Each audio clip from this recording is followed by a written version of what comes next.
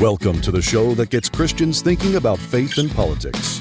Get ready to challenge the status quo, expand your imagination, and tackle controversy head on. Let's stand together at the intersection of faith and freedom.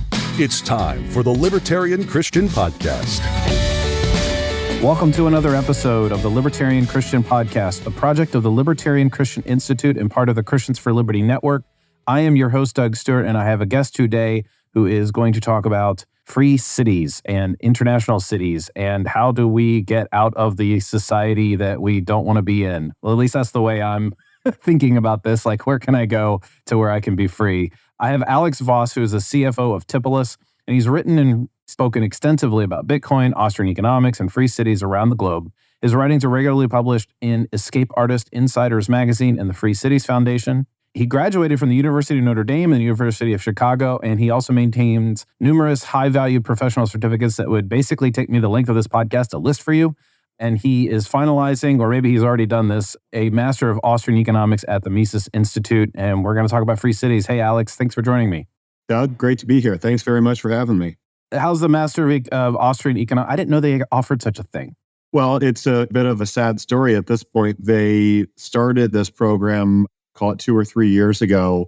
And as I understand, the costs of getting accredited were perhaps higher than expected. And I don't mean like financial costs as much as you need to change the curriculum somewhat. Yeah. And so they're unfortunately shutting down the program. So I'm one of, call it 20 people that have been through the program. I will hopefully graduate early next year just with a thesis to go, which is actually on our topic for today of free cities and small jurisdictions.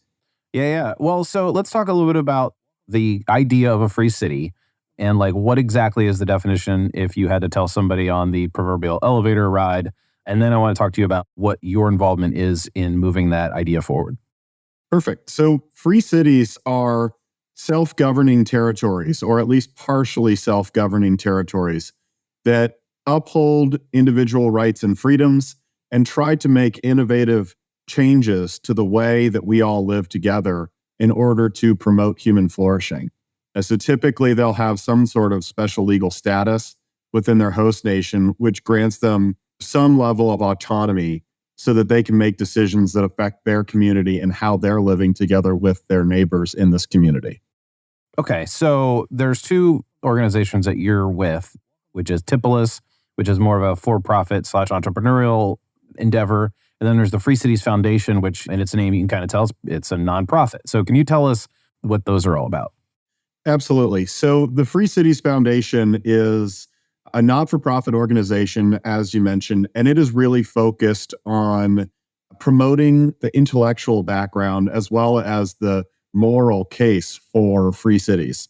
It's trying to promote that we don't all have to live in these nation states that are either democratic or authoritarian or, whatever other form of governance that we're living under currently. There are new models that we can try, but it's really focused on this intellectual endeavor and then hosting a conference that we hold each year towards these ideas.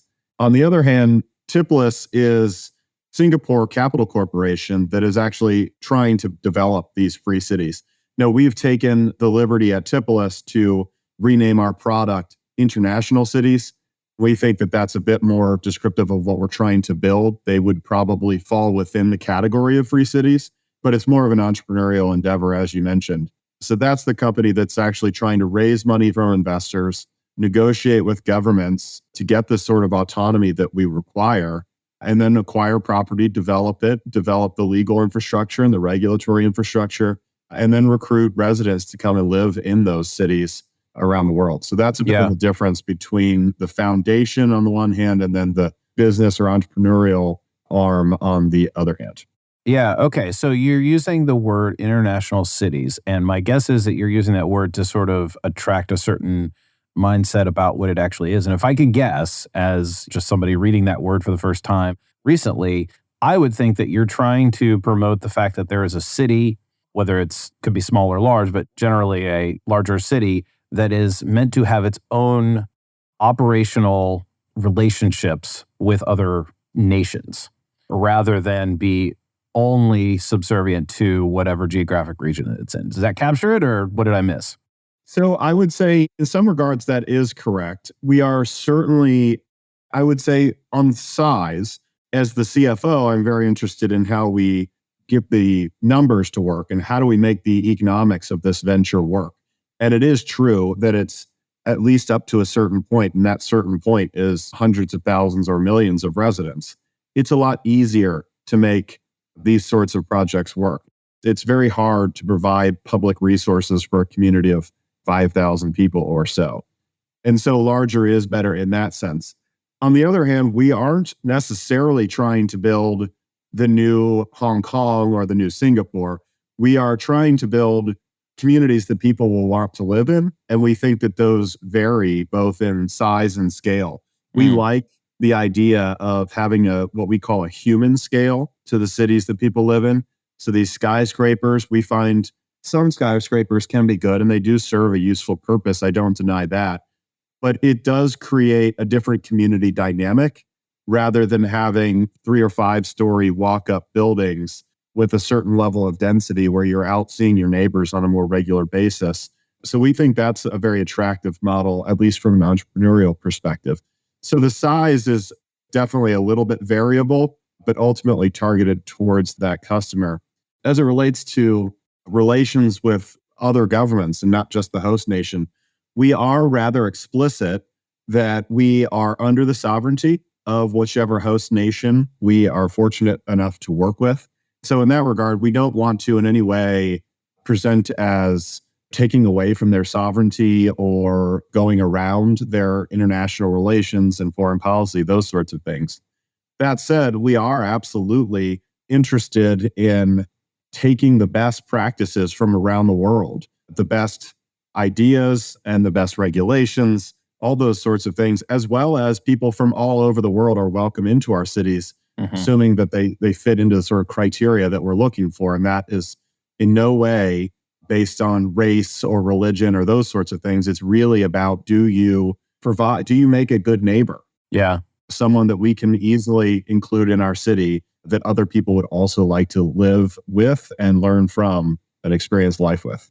So I feel like in some ways, the free cities or international cities idea is sort of like the flying car. We're only 10 years away and it'll happen. And it kind of always the way that it is. And or even self-driving cars is kind of like the next thing. It's like, well, in 5 years, we're going to have self-driving cars. So in my mind, we don't really have free cities out there, at least in the notion that, most libertarians would dream of. But what does exist out there, or am I wrong? Do these things exist and how are they doing? Sure. I mean, that is a great question. And, I think it is a fair enough critique. I myself have been guilty of, hey, there will be one of these existing in the next 6 months. And I've said that before, and I'll probably say it again. And unfortunately, sometimes these things fall through. That's the nature of these sorts of projects in some regard. Sure. That said, I think we can point to a number of historical examples of what we're going towards. In fact, I would even argue that a place like Singapore or Monaco has some resemblance to a free city. Not a perfect example, but there are elements of the free city there in the sense of there's at least some private level of governance, either through the monarch or through the sovereign wealth fund of Singapore. There is sort of a CEO-like leader, both of those places. So I would say those can serve as examples. Hong Kong, for a while, served as an example as well. The other examples to point to would be the historical examples of the free imperial cities throughout Europe and the Hanseatic League. So these things have existed in the past. And then in terms of the more recent past and sort of up through the modern day, I think what we're seeing is that around 1980, China implemented the policy to create special economic zones. In particular, the famous example is Shenzhen. And that has been wildly successful throughout China as well as the rest of the world. I think Shenzhen went from a small fishing village of, call it 30 to 50,000 people to whatever it is now, one of the top 20 most populated cities on the planet, maybe 12 million population, 15 million, something like that, with GDP associatedly growing at the same sort of rate or even faster. That special economic zone model has been exported all over the world. There are now about 150 nations in the whole world. There's about 195 or 196 these numbers can vary slightly depending on who you ask, but call it 200 nation states on Earth. And about 150 of them have special economic zones of some sort. And there are about 5,000 or more special economic zones in these various countries. So this idea of special economic zones, it's certainly light of what we are going for at TIPLIS and even what the Free Cities Foundation is promoting, in the sense that it's largely for businesses and it's largely focused on one industry or another. But nonetheless, it's really set the precedent for this sort of one country, two systems type of model, where there are explicit areas within a host nation that are subject to different rules and regulations. And that's what we're doing at TIPLIS, is we've seen these zones go from manufacturing to import-export first, to a little bit of light manufacturing, heavy manufacturing, then shift a little bit more into services, then have a little bit, financial centers were created in the early 2000s up through about 2010. You see that with the Dubai International Financial Center and some similar cases. And now we're starting to see the shift towards more integrated work-life zones. And I would say Prospera, the example down in Honduras, the existing closest thing towards a free city, is quite the example of that. It's got its own financial center of sorts, but it also is catering towards residents and all the other aspects of what it means to be a human and live life. So I think that we're just seeing this trend grow towards more encompassing zones. And this trend, it's hard to know exactly when we're going to be there. And 10 years is not a long time on the scale that I've just referenced, of course. Yeah, but I do see it as coming to fruition at some point. Yeah. A lot of times when we talk about these sort of societal changes or societal options, such as free cities, it seems a little bit more like, okay, that's a really nice idea, but I'm sort of stuck in Pennsylvania because of family ties, or I don't have enough money to invest in this. What can I do? But why do you think it's important for libertarians or for anybody to sort of know about this, learn about it, and be interested in it at all, if it's not something that we can sort of tangibly sink our teeth into? Well, I think that there's a couple of reasons for it. First, I absolutely take your point as valid and accept that it's extremely challenging for people to move. I am also living in the US. I don't have quite the same constraints. I do have family here, girlfriend here, but no children. So I could conceivably be one of the easier groups to move, and yet I find it challenging myself. That said, I think it's quite important for a couple of reasons. One, I do think the level of top-down governance that we get from traditional governments, and I would probably go so far as to call it tyrannical government, is directly associated with the ability of people to exit from that jurisdiction. Not necessarily that you will exit, as much as the threat of exit really does hold governments accountable. And I think that's why we see city-states on average being more prosperous than large, massive nation states where it requires moving hundreds of thousands of miles and potentially across oceans to leave. So that would be the first reason why. And I would say the second reason why is because this is not necessarily a project just about Americans or Western Europeans. In fact, in TIPLIS's business model, when we're trying to build one of these cities, we've come to accept that it is rather difficult to get people to move. It gets hard to move people just down the street, let alone to the other side of a country, let alone to cross borders, and then finally to cross oceans and especially time zones. Those are big challenges to get people to move.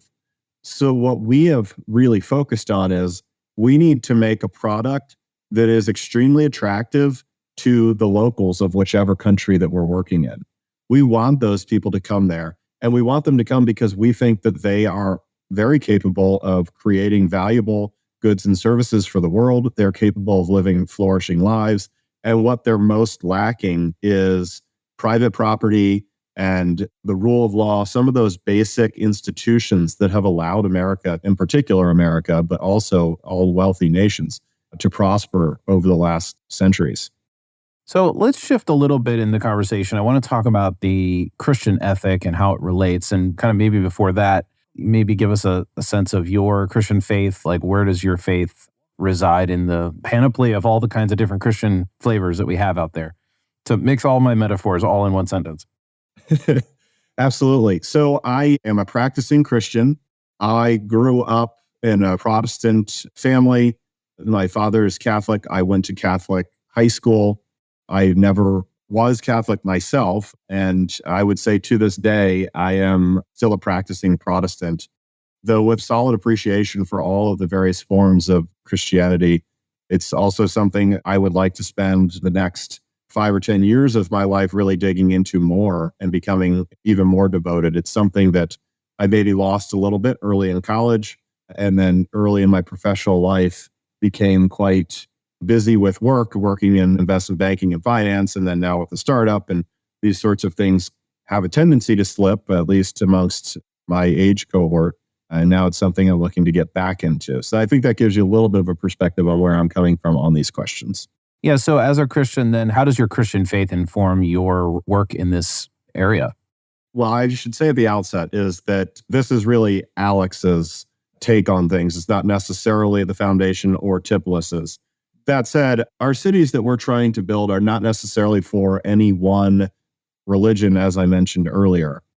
That said, I do think that there is a lot of my Christian faith that comes out in this sort of work. It is something that drives me to do this work. I mean, if to be perfectly frank, the world of finance is much easier than the world of entrepreneurship, especially when the world of entrepreneurship involves building a city. That's a very, very challenging task. But the reason why I stick to it and the reason why I really do like and appreciate my work is because I do think that this is something that actually changes the world to be a better place. It allows other people to maximize their well-being and do what they would like to do, whether that is start their own business, whatever it is. So I think that that's an extremely gratifying thing that I can do.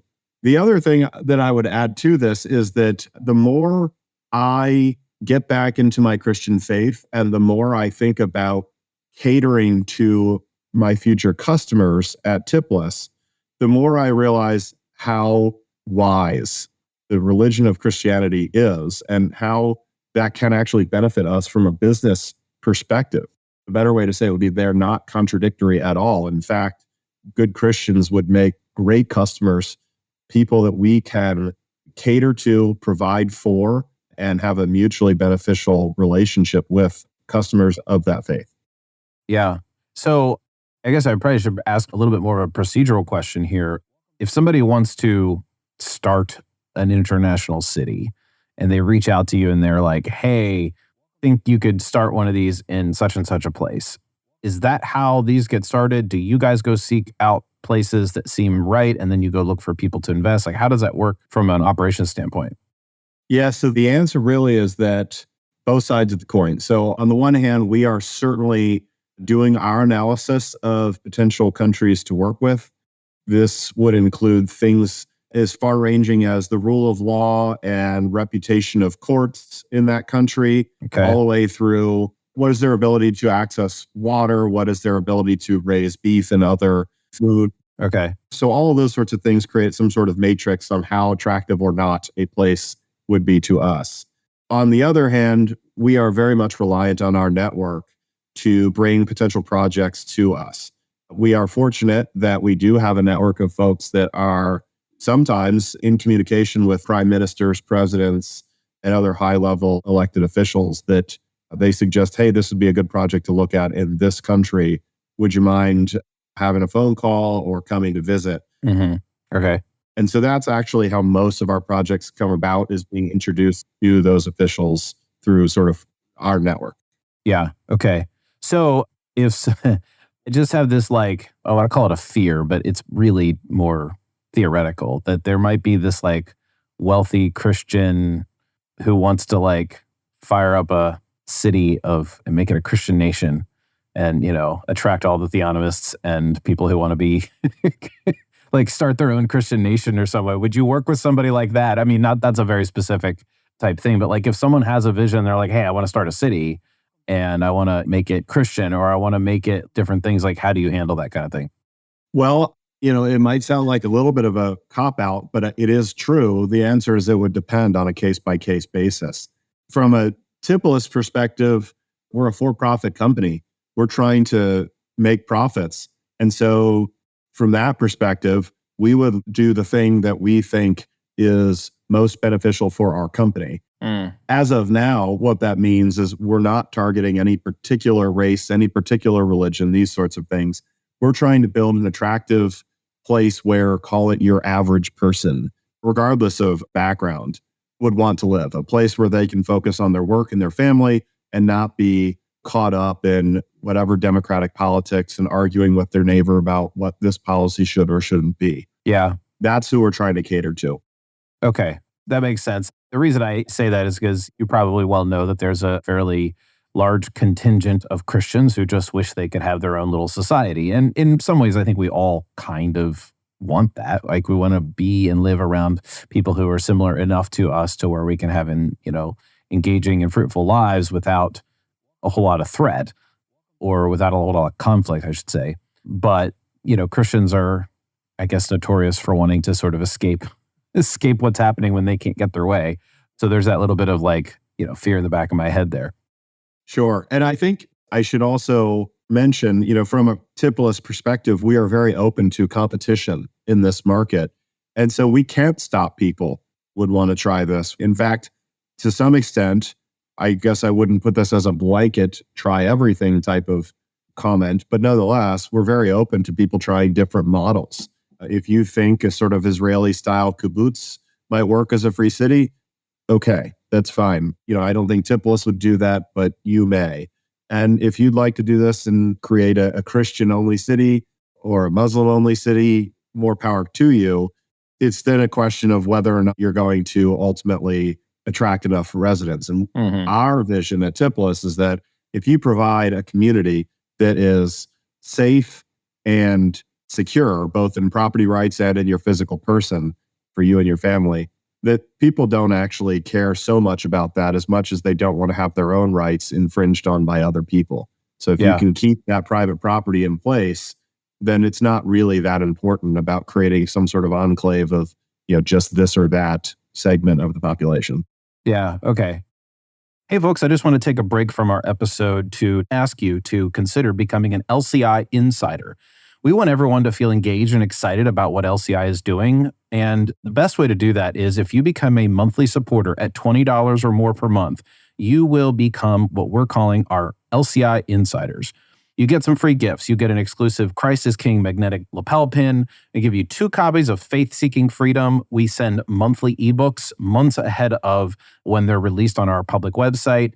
You can get discounts on our swag on our online store, and you get exclusive invites to our quarterly live streams with the LCI staff.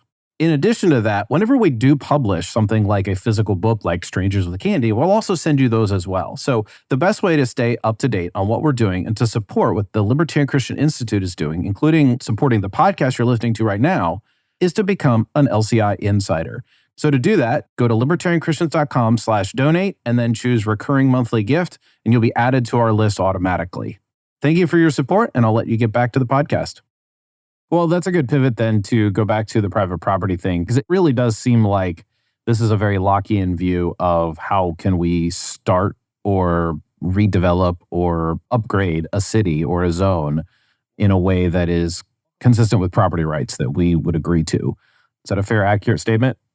Yeah, I would say private property, at least in the Free Cities Foundation, as well as in Tipulus's view of these sorts of endeavors, is absolutely crucial. The main facets really are that there's a contract between the city operator and the potential resident, and that contract lays out exactly what you will receive and exactly what you will pay. So there are no taxes on top. It's just a service like any other in the market. And then private property. And when we think about private property, it's a bit more than, as listeners of this podcast would probably know, but maybe not your average person, is that private property is not just I own some land. It is actually the ability to utilize some resource the way that you see fit. And so when we think about private property, we think about it in units or in subdivided various things. So you might, the example that we talk about frequently as a sort of case study internally at Tipulus is, do you have a right to not hear the church bells ringing at noon on a Sunday? or does the church have the right to ring the church bells? Well, that depends on what the contract in the city says. And we might say, fine, the church cannot ring its bells because it goes above this threshold of decibels.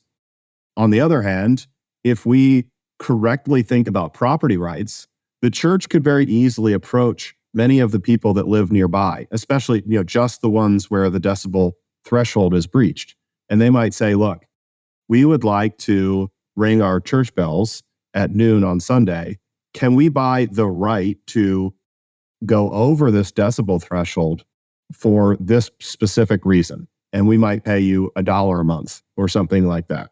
That's what private property means to us, is that all of these rights associated with your property are separable and can be negotiated and traded on the free market, so that allows the best allocation of who actually values this. Does the market really value quiet, or does the church really value the bells ringing, and most people don't actually care, which is sort of what we think would happen? Right. I mean, I guess it depends, but there's always going to be the curmudgeon who wants to extort the people who want to do normal things that everyone else says okay to. So what do you do with that guy who's like, he's the only one in the community and he wants the church to pay?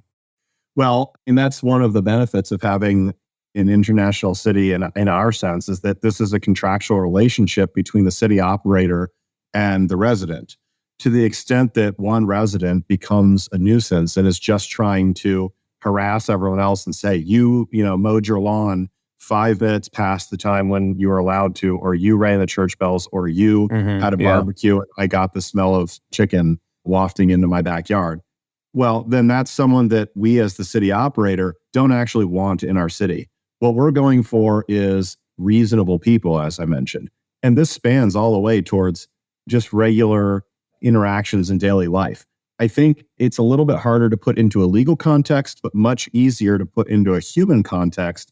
What is the difference between church bells ringing and maybe violating the decibel threshold at noon on a Sunday for 5 minutes versus, someone blaring their music 2 a.m. on a Saturday night? Yeah.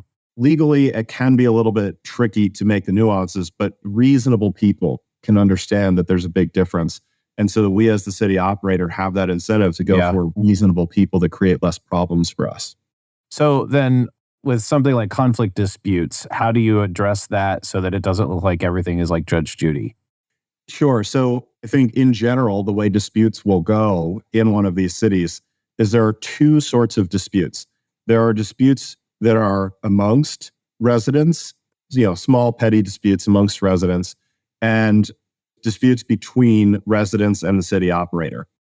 And it's very important to make this distinction, because the disputes between residents, we would first of all say this is another reason why we're going for reasonable people, because most of these minor disputes can often be alleviated without any form of formal dispute resolution. Just go talk to your neighbor. Sure. And we think that helps in a major way.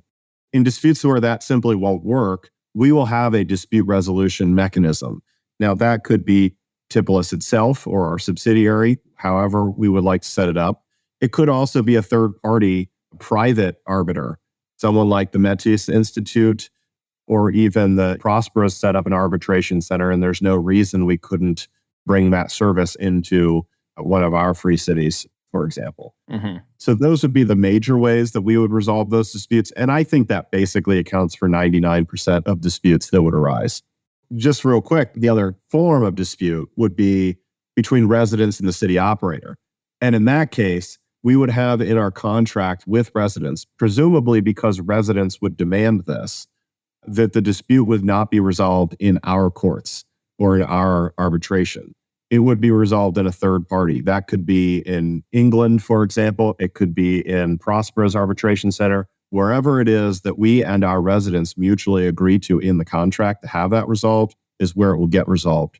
Okay. And most likely that will be not in our own courts for the exact reasons you would suspect. Yeah, okay. I like the idea that there's like contract. So there's a actual contract before entering into the society if I decide to move to one of your cities. Does this contract also stipulate that the police and crime management system that you have in place are not allowed to shoot my dog? Well, I would say, first of all, to that question, we as the city operator, are guaranteeing you in this contract life, liberty, and property. If one of our private security shoots your dog, well, we have deprived you of what we've promised. So you could sue us for that reason. And not just us, but also that private person, that security guard himself, because there is no such thing as qualified immunity in our cities. We think it's very important that people have to take responsibility for the actions that they take. That includes security provision. And I think beyond that, we will have a competitive market for private security within the city. We, as the city operator, will need to have some level of it to guarantee what we have agreed to in the contract. But you, as a private resident, are very free to have your own private security to the extent that you'd like it. You're free to bind together with, your neighborhood or your street or whatever it is, your church community, to employ extra private security that you feel does a better job. So in this sense, we think that the competition of the market will hold all providers accountable, and there will be incidents. I don't mean to create a utopia. Sure, yeah.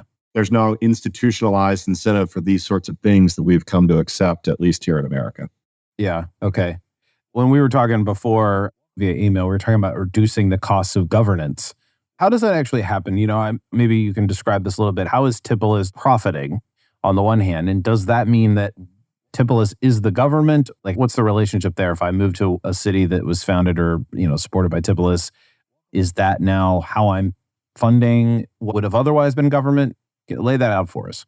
Sure. So just to make things a little more challenging, Tipolis will set up subsidiary companies that will own and operate these cities.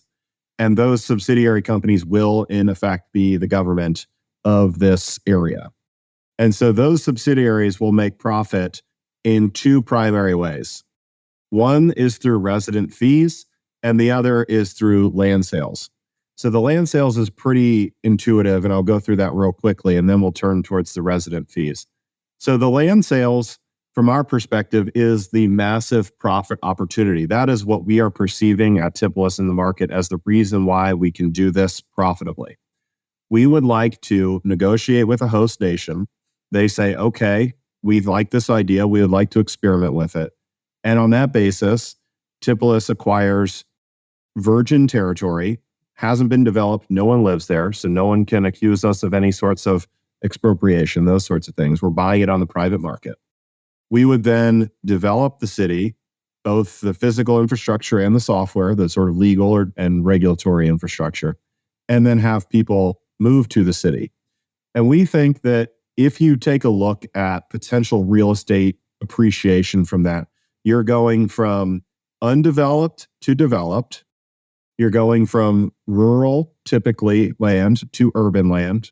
You're going from basically a third world jurisdiction in many cases, or at least a subpar jurisdiction, to not just a good jurisdiction, but arguably the greatest in the world, or at least, a very elite jurisdiction. And then because we're a private governance, we are not going to have the restrictions that other people do in terms of what you can develop and where. So we're basically cutting your handcuffs off and allowing you, as someone who owns land within our city, to develop the land as you want. All of these sorts of things lead to real estate appreciation on the scale of what we've seen as you take some rural land like I just described and call it your generic Latin American country, and you turn it into a Singapore or a Hong Kong or a Monaco. That sort of real estate appreciation is 500,000 times. So we're talking about massive potential increases. Now, I don't say that to say we will achieve that or any sorts of numbers. I don't know that. It's very challenging to do this, but it shows you the upside is there, and that's what we're really aiming to do. Okay, I see. So that's on the land side. Then on the resident fee side, and why I've been focused on this Christian ethic, is we, in that contract that we've signed with each resident, we will charge what we call resident fees. Those fees are just a flat amount, and they are agreed to voluntarily as denoted in the contract. This replaces all taxes. Now, for Americans, sorry, I can't get you out of what Uncle Sam's going to tax you. But for basically most other countries, this would replace all of your tax burden. And for this service, what you're basically agreeing to is that I will pay, call it $4,000 a year, $5,000 a year, something like that, to the international city company. And they guarantee me life, liberty, and property, as well as some dispute resolution services in the case that they're needed. That's about all that relationship that exists. And so from that perspective, when we look at what it costs to provide governance, especially in sort of municipal situations here in the US, where much of that information is widely available, we believe that it costs about, I call it $1,500 to $2,500 per year per resident to provide governance services. And that actually includes typically a decent amount of what's put in operating budgets. That is, replacement capital investment. So fixing the roads, fixing some dilapidated buildings, those sorts of things. It doesn't include the initial capital expenditure, but it does replace that stuff. So from that perspective, if we're able to charge $4,000 a year and it costs us $2,000 a year, you can perceive the profit right there. Yeah. And so the goal is to keep that cost per resident low. And the way you do that is have mostly reasonable people that aren't causing problems for us and for their neighbors. Okay. So in terms of governance, people come to these cities, they have a contractual agreement with an organization or a company. What about the people running those companies? I mean, what sort of parameters are there in terms of like basically what we would currently see of as elected officials? Does that exist? How does that work? And how are those parameters set? Well, it's largely through private competitive markets, and that's how these things are regulated. We as Tipolis have to find the right people to be basically the city government. There is no elections. There's nothing to vote on, and we think that's explicitly a good thing about this model. And then on top of that, we get companies to come in, and there's going to be successful businesses as well as just community members. And these sorts of people can certainly gain influence. But at the end of the day, the influence that they have to gain ultimately is to make a point back to the profit-seeking company that, hey, I think it would be better if you guys did this. And ultimately, that's going to have to be the profit-seeking company, Tipolis' subsidiary, is going to benefit from it in some regard.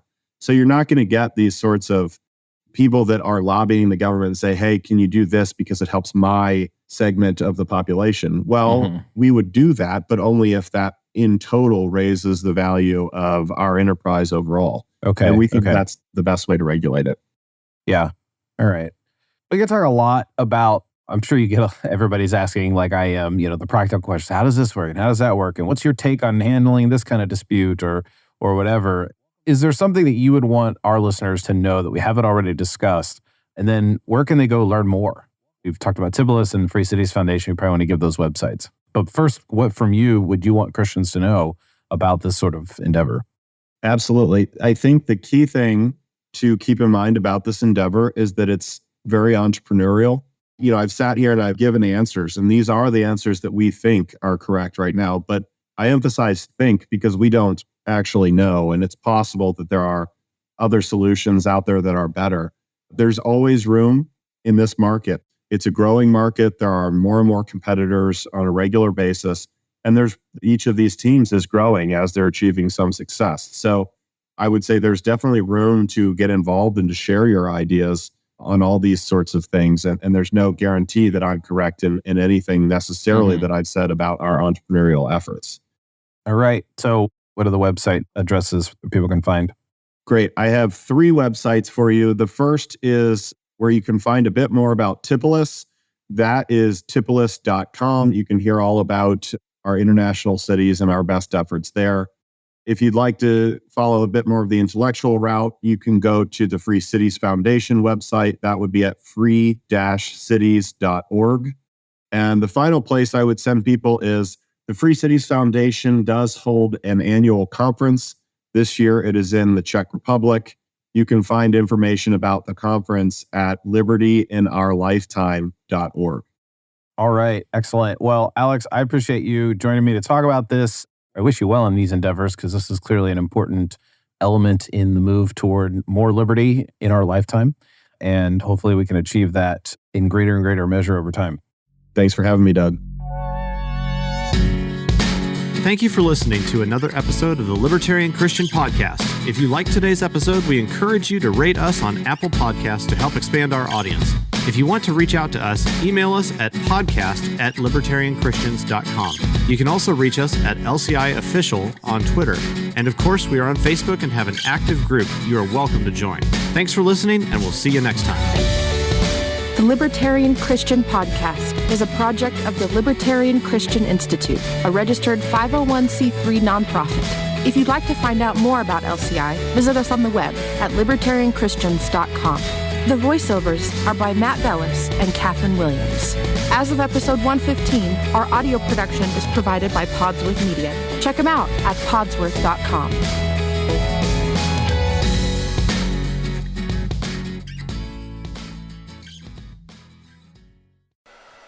Hello, everyone. It's Doug from the Libertarian Christian Podcast. You might notice already that this recording sounds quite a bit different from usual. In fact, it probably sounds pretty crappy.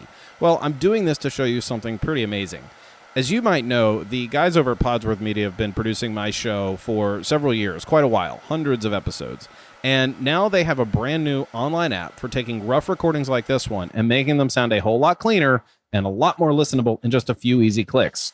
So here are some of the core features. They remove background noise. It reduces plosives, which is really handy for me because I often forget to put my pop filter on before I do a YouTube video. Because pop filters look terrible when you're on camera. It fixes clipping. It removes clicks and pops. It evenly levels dialogue so that you don't have somebody talking really quietly and then somebody talking really loud because they're too close to the mic or too far away from the mic. It evenly levels dialogue so that you don't have somebody talking really quietly and then somebody talking really loud because they're too close to the mic or too far away from the mic. How do you use it? It's easy. You go to podsworth.com, you click Get Started, and because you're a listener to one of the Libertarian Christian Institute's podcasts, you can get 50% off your first order by entering the promo code LCI50. That's LCI50, and you will get 50% off your first order. If you are doing anything like a podcast, a video, a sermon, an audiobook, anything that's spoken word, you want to use podsworth.com and clean up your audio to be even more professional and polished.